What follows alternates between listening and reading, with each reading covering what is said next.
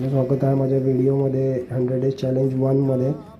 आणि डे 1मधून मी एक डोसा चालू केला खायला, डोसा चटणीसोबत। ते पण चटणी नाही भेटली आणि सॉस खाल्ला मी। पाणी पियालो, मग निघालो खाली आणि बघतो तर काय गाडी चालू नाही होत होती। गाडी चालू केली, थोडं व्रूम व्रूम केलं आणि राऊंड मारून आलो। मग राऊंड मारून बाईक लावली जागेवर, तिकडे जागा नव्हती, परत मग दुसरीकडे लावली।